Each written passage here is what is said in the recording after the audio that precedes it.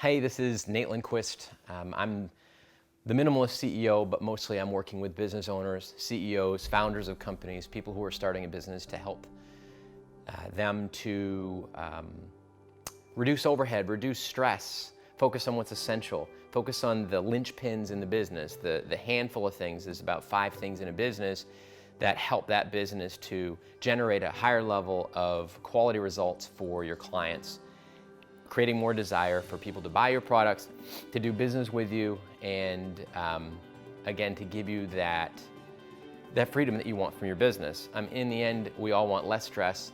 We want to cut overhead. We want to cut costs. Bigger overhead doesn't always translate, and often doesn't translate to bigger profits. So, talking about creating a situation where your business allows you to serve more clients and keep more of the money, and also to do a better job at reducing overwhelm. Again, focusing on the essential, getting away from distractions. So how do you do that, in this video, to reduce the cash flow crunch? How can you improve cash flow fast? And I've put down 3 steps. This isn't based on theory. This is based on steps that I've actually taken and steps that I've proven again and again in the clients who I've worked with, mostly because I've banged my head against the wall so many times, gotten this wrong. I think it's to the credit of a business owner. So if you're a business owner and you're watching this, it's to your credit if you found yourself jammed up on a project, trying to hit a deadline, working really hard and focused on, down in the weeds, down in the granular level of solving a problem. Like, you go to battle for your clients, you're doing the best you can to hit a goal in a project, but sometimes you forget the big picture. You've got to, someone has to be working on the engine, someone has to be flying the plane. These things have to be happening at the same time. And got a little bit of a tickle on my nose. I don't know, it seems like perfect timing, right? Maybe it's just like somehow psychologically related to the fact that I am shooting a video for you. So anyways, I digress. So how do you improve your cash flow fast, even when you've been, you've lost touch with where the new leads, where the new clients are coming from, how much profit you're keeping and things like that. And without getting into too much of the detail, what I'm going to start with is this idea of looking for what I call the help deficit. So, what that means is you're digging for feedback, for the bad news. You're looking at and talking to and connecting with not just generic surveys, but actually reaching out and having conversations with your marketplace, with your clients, so people who you've worked with. You could, one of the best places to get feedback is someone who's really happy with a whole bunch of what you're doing, but you can ask them, is there something more that I could do? Is there something that you're dealing with that I'm not aware of? And just maybe people get to lunch because they want more business. What I like to do is, meet with someone, get on a video chat. I do a lot of my work from home, but I do have face-to-face meetings, whether I'm doing a seminar or I'm speaking, or having a chance to interact with someone who might be a prospect or a buyer for my products, or just people who are business owners. I like to challenge them to say, let's have a conversation. I want you to tell me a little bit more about what's going on in your world. And what I also find is there's this really unique opportunity to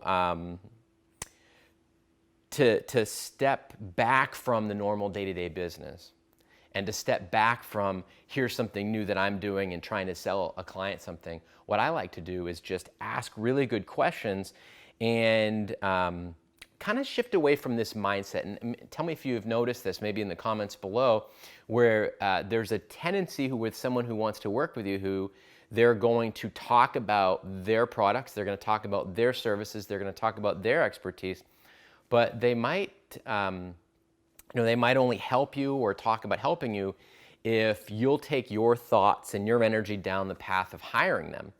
And I think that one of the best things that we can do is shift from the mindset of just wanting to help someone, to get to know someone, to be fascinated with your marketplace and what they're dealing with, and just noticing where they could use some more help. So I'm going to share an example, because sometimes the most effective help is what I would call peripheral or tangent help.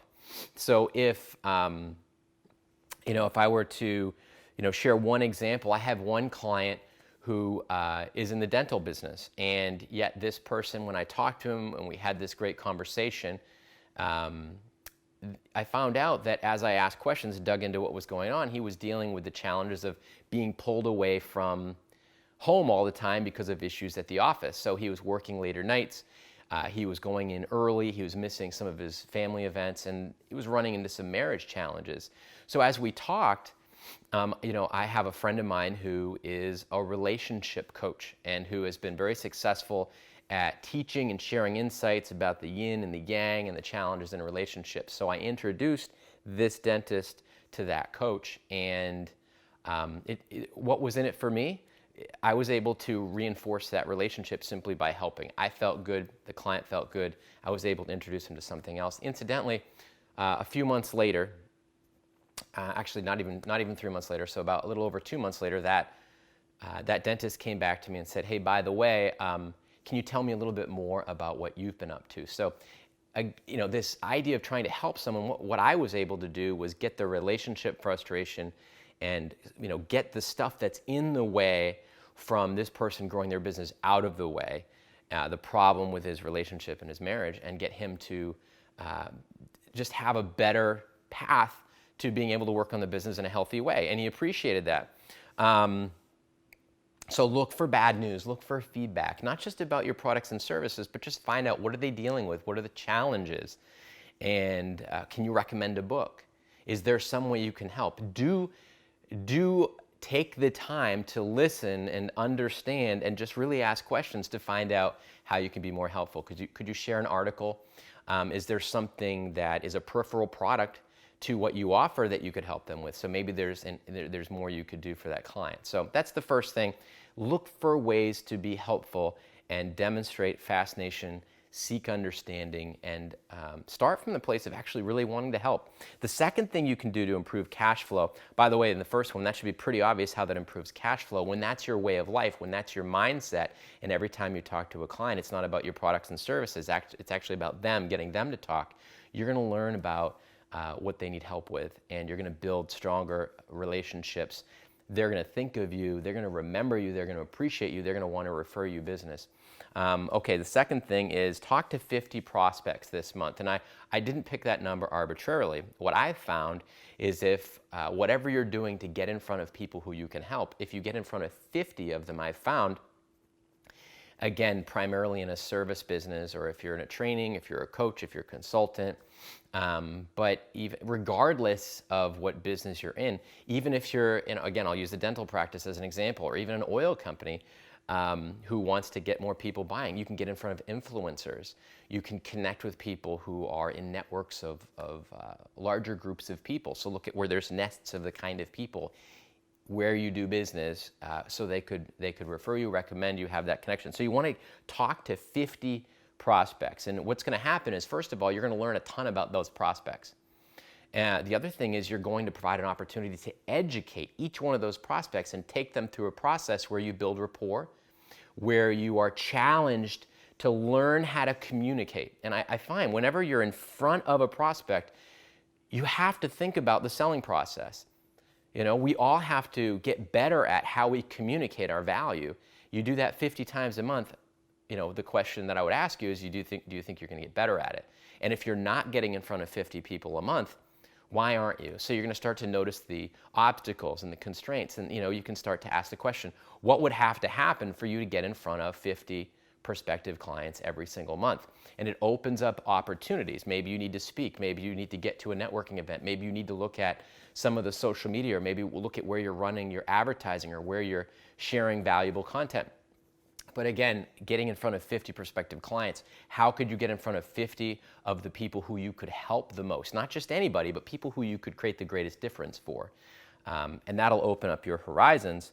Also, what I would suggest is when you're talking to people, start to notice, notice patterns, notice worries, notice fears, notice objections. The reason I suggest to notice those things is when you talk to people and you're just having a conversation, all you're thinking about is making a sale or improving your cash flow, because you really need to see cash flow. you're not learning a whole lot. What you're doing is you're starting to feel that feeling that most of us have, which is, I'm not enough. What if they don't buy? I really want to make a sale here. But when you shift into thinking about what are their worries, what are their fears, what are their obstacles, what are they dealing with, you learn more about this person who you really want to help. You learn more with what they're dealing with each day, and you're able to find out how can you give them access to a place, that place to push a button that makes that fear, makes that worry go away. And you can make a better offer. You can look at ways to improve your products. You're going to, again, every business, product, or service should be constantly brought back to how can I serve more clients and help my clients get better results. But when you're worried about cash flow, sometimes all we think about is how can I get more people to sell? How can I get more leads? And we don't provide as much value in the process of doing that. It's just, I think it's a common problem. It's the selfishness that comes from being scared and stressed that you don't have the business that you want. So trust me, I've made that mistake. I'm sure that you have too, where you're kind of hibernating and hiding out in your office, or hiding out, going to networking events and primarily creating it as a social situation, instead of really thinking about how can I be more in tune with and build relationships and give and connect and be available and accessible and create future opportunities for people to solve problems with what you can solve problems with. So what your products and services are. So that's the second thing that you can do, and seeing how that could improve cash flow. One thing that's helpful is you get in front of those 50 prospects, you're going to get better about knowing who's the best to spend your time with. You're also going to start to get new opportunities and new leads for business. You're going to realize that if you're not getting in front of people consistently, the things that are keeping you stuck from getting out in front of those clients, in front of those prospects. So that will free up cash flow. What I found one good example would be when I made the switch from being a marketing firm to mentoring and really coaching business owners in a way, getting into a business and consulting how to streamline and improve the business, to reduce overhead, to focus on what's essential, to eliminate distractions, and to increase cash flow. I was definitely stuck inside my business. But one of the things I started to do was by getting out and getting in front of more people, I started to realize that I wasn't really clear about who I could talk to, who I wanted to talk to, and how I could help them. I'd become so focused on my products that I really needed to break away and challenge myself in that way. So it was a big move for me. It made a huge difference in how I help people and gave me a lot of clarity. Okay, so the third thing that you can do is offer something surprisingly helpful outside of the norm. And what I would suggest is when you make something available outside your norm, outside your normal offer, you want to make it an ascension offer. And what I mean is you create something with high value, a low perceived cost, and it's super helpful. I'll use an example. I had a client who really had a problem with connecting with their clients, and they just had, they weren't communicating their message well. They hadn't created a ton of value, and they really weren't educating well. So they needed just someone to ask them questions about, who they were and how, they needed sell sheets. They needed to do a better job of training their sales team and giving them collateral to go out and talk to their prospects. And now, one of the things that we do as consultants is we help our clients, plug in world-class results creators. And one of the things, our network of results creators do is they generate leads for our clients. So we plug them in, we create that win-win relationship where there's a big performance, quality, and results element to the compensation plan. And it's been very successful. What we did in that situation, we actually, although I don't have a team of copywriters, I was able to take someone who does copywriting for me and just hand that copywriter off to just ask really good questions and dig in and get a bunch of my clients thinking about how to communicate more clearly, how to use the right words. There's huge power in words. And then to take the new insights and the new clarity that they have and use that as part of their sales training. They created some brochures and some website content that just helped them clarify their offer and their messaging and a better sense of the real value that their products brought to market. And what was interesting about that is, I'm not in the copywriting business, but it was very much outside the norm of something that I would do. However, to just make that copywriter available, and we did it for a very, very, very small fee, clients came back to us excited and grateful that they had eliminated that roadblock. So then we were able to say, we got a lot of good ideas, and we did some brainstorming, and now we have a way to make a better product and build a better business. So we could work on that together, and I could help mentor those business owners in a different way, because I was making recommendations that were surprisingly helpful, that were shockingly different, that they hadn't thought of before. I mean, very few people who are looking for new leads and new clients, or who are looking to grow their business, are going to say, well, I need a copywriter.